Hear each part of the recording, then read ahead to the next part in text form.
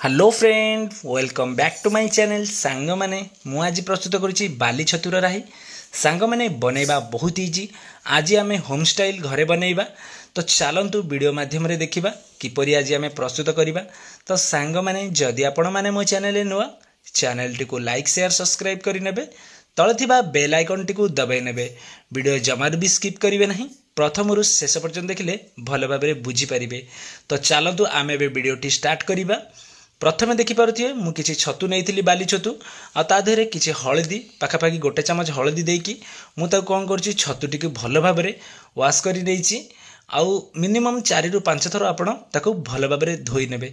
या द्वारा बाली गुड़िक जो थी भल भाव बाहरी जीव आउ बिल्कुल भी ता देहरे बाली रहिबो नाही खाइला टाइम रे जमार भी बाली लागबनी। आउ आपण माने जानि थिबे बाली छतुटी केवल वर्षा सीजन रे आसी मिले आउ बाली किंबा हुंका जगह रे हुए आउ बाकी कौन सी सीजन रे मिले नहीं बाकी केवल वर्षा सीजन ही ये छतुटी आपन को मिलिबो।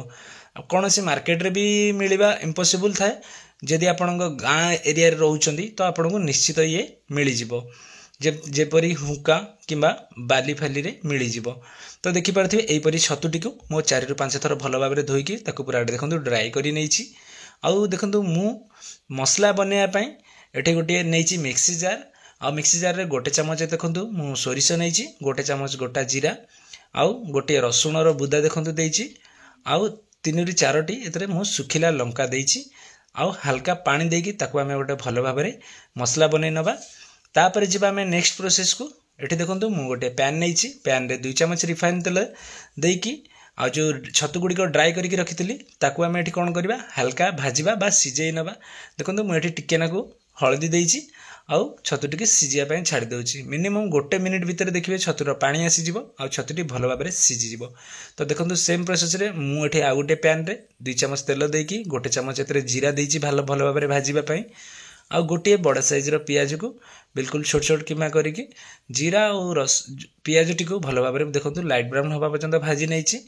एठी देखंतु मु गोटे सिजा आलू को देइथिली एठी स्वाद अनुसार लूण गोटे चामच एते देखंतु चिली पाउडर मु देइछि जदि आपण स्पाइसी खाउ नांते तो कम देइ परिबे। एठी देखंतु रेड काश्मीरी रेड चिली देइछि गोटे चामच गरम मसाला ए सब गुडी को भल भाबरे टिके कसै नउछि बा भल भाबरे भाजी नउछि आलू रे जेपरि मसला गुडी को भल भाबरे लागिवो।